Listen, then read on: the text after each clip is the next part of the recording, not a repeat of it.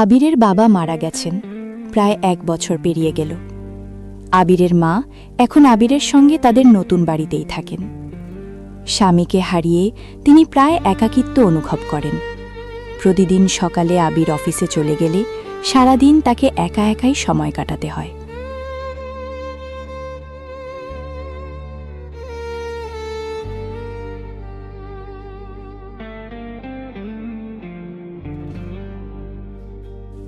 এদিকে আবির তার বাবার ব্যবসা আরও বড় করার জন্যে প্রচণ্ড পরিশ্রম করছে।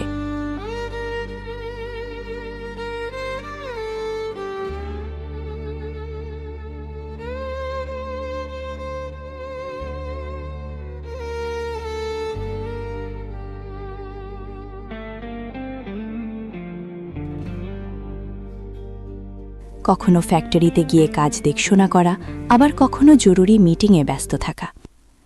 আবির এবার ব্যবসাটাকে আরও বড় করতে বিদেশে পাড়ি দিল।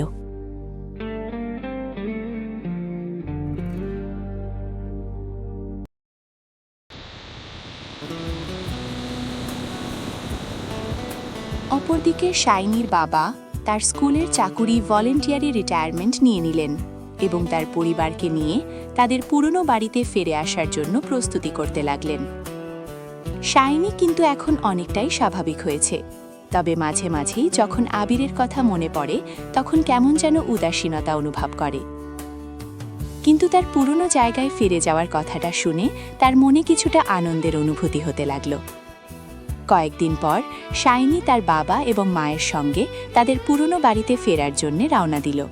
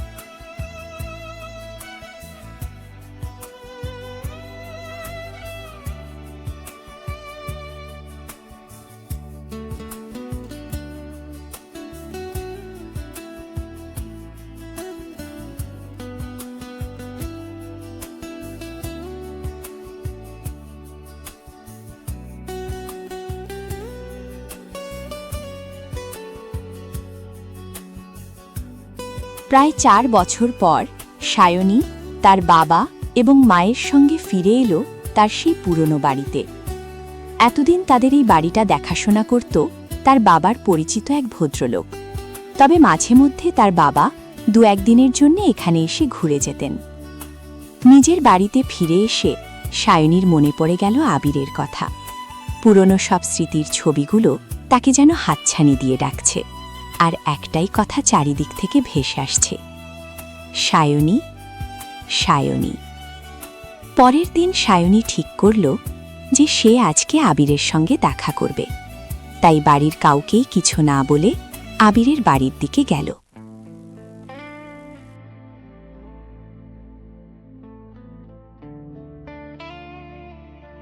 আবিরের বাড়িতে এসে দেখল যে চারিদিকে একটা থমথমে পরিবেশ, যেন মনে হচ্ছে অনেক দিন এই বাড়িটাতে কেউই থাকে না। কোথাও কোনো প্রাণের স্পন্দন নেই, চারিদিকে যেন একটা হাহাকারের আর্তনাদ অনুভূতি মনে হচ্ছে।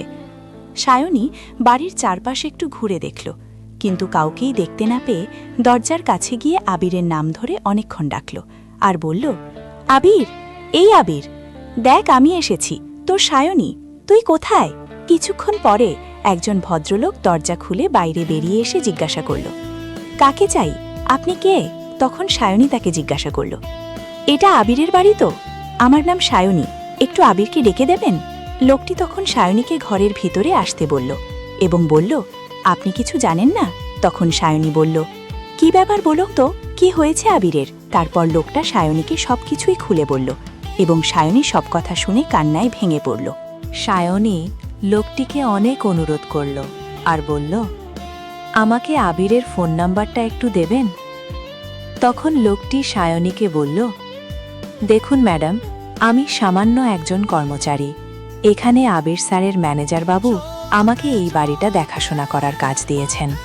আমি আবির স্যারের ফোন নাম্বার জানি না। শুনেছি ওনার বাবা মারা যাওয়ার পরে উনি তার মাকে নিয়ে শহরে থাকেন। এর বেশি আমি আর কিছু জানি না। এরপর সায়নী দু চোখ ভরা জল নিয়ে বেরিয়ে এলো আবিরের বাড়ি থেকে, আর স্মৃতির মুহূর্তগুলো বুকের মধ্যে চেপে রেখে হেঁটে চলল তার নিজের বাড়ির দিকে।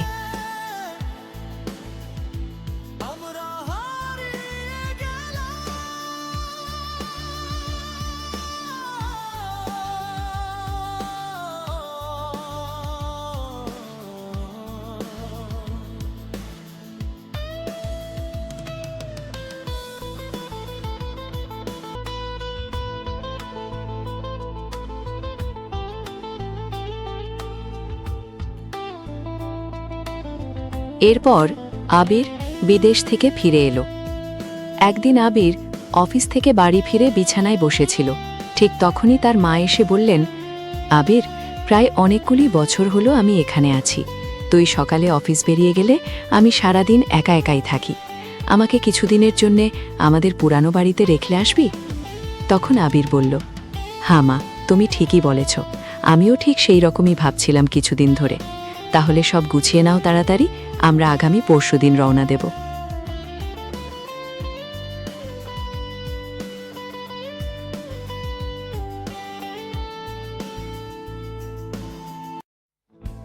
এত বছর পরে আবির তার নিজের বাড়িতে ফিরে এসে খুবই আনন্দিত হল। তার সেই চেনা বারান্দায় দাঁড়িয়ে প্রাকৃতিক দৃশ্যগুলো অনুভব করছিল। কিন্তু হঠাৎ তার সায়নীর কথা মনে পড়ল। মনে হলো যেন পাহাড়ের কোল থেকে সায়ানি যেন তাকে ডাকছে আর বলছে, আবির, এই আবির, দেখ আমি এখানে, আয় না, আমরা আবার হারিয়ে যাই আমাদের স্বপ্নের জগতে। তখন আবির তার মাকে বলল, মা, আমি একটু ঘুরে আসছি। এই বলে আবির বাড়ি থেকে বেরিয়ে গেল। সেদিন আবির ছুটে চলল তার সেই চেনা পথে, যে পথে তারা দুজনে স্কুলে যেত। কত স্মৃতির কথা মিশে আছে।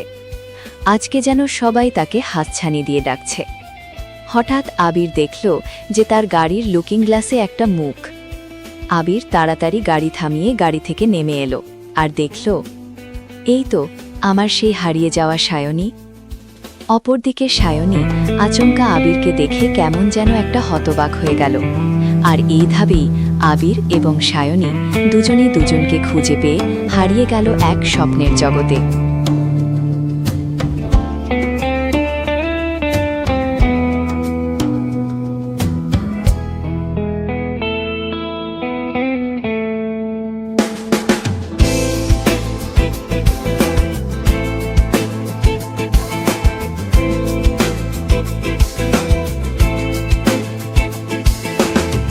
ভাবিনি কখনো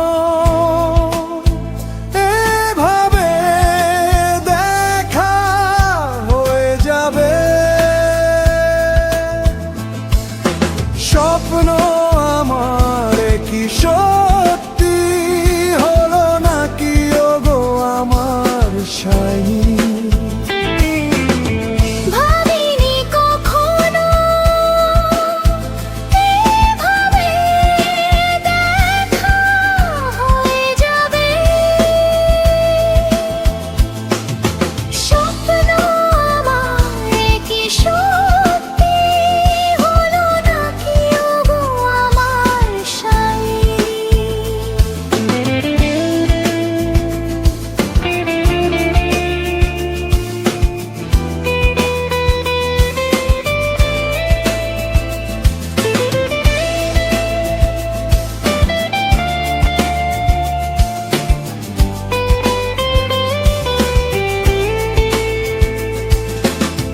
জানি না কি করে কিভাবে দেখা হয়ে গেল, স্বপ্ন আমার একই সত্যি হলো নাকি ওগো আমার প্রেমী। কত কথা মনে পড়ে, কত স্মৃতি যে কথা কয়, মনের গভীরে প্রেম যেন তোকে আরো কাছে চায়।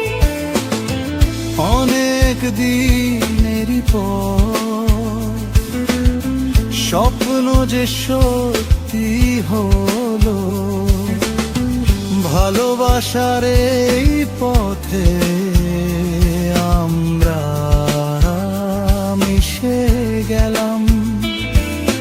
স্বপ্ন আমার কি সত্যি হলো নাকি ওগো আমার প্রেমী। ভাবিনি কখনো এভাবে দেখা হয়ে যাবে,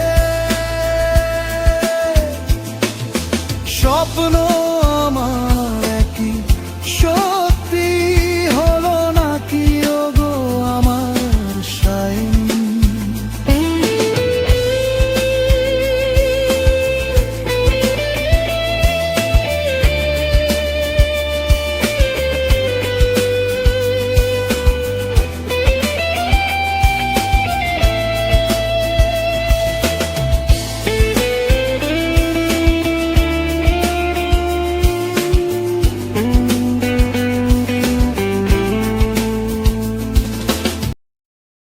শাইনিকে বাড়িতে নিয়ে এলো আবির। শাইনি আবিরের মায়ের এই বিধবার শাড়ি পরা অবস্থায় দেখে খুবই কান্নায় ভেঙে পড়ল। আর আবিরের মা শাইনিকে অনেক বছর পরে দেখে তার চোখের জল আর ধরে রাখতে পারলেন না। তারপর তিনি শাইনিকে বললেন, তোদেরকে অনেক বছর পর আবার একসঙ্গে দেখে আমি খুব খুশি হয়েছি। আগামী শুক্রবার আমরা তোর বাড়িতে যাব। এই কথা শুনে শাইনি খুবই আনন্দিত হল আর বলল, তাহলে আমি এখন আসি, তুমি অবশ্যই কিন্তু আসবে। আমি এক্ষুনি বাড়িতে গিয়ে সবকিছু জানাচ্ছি। আর এভাবেই শেষ হল রাতের জ্যোৎস্না গল্পের তৃতীয় পর্ব। গল্পের পরবর্তী পর্বটি দেখার জন্যে দর্শকদের কাছে অনুরোধ রইল। গল্পটি সম্বন্ধে আপনাদের মতামত জানাতে কিন্তু অবশ্যই ভুলবেন না। ধন্যবাদ।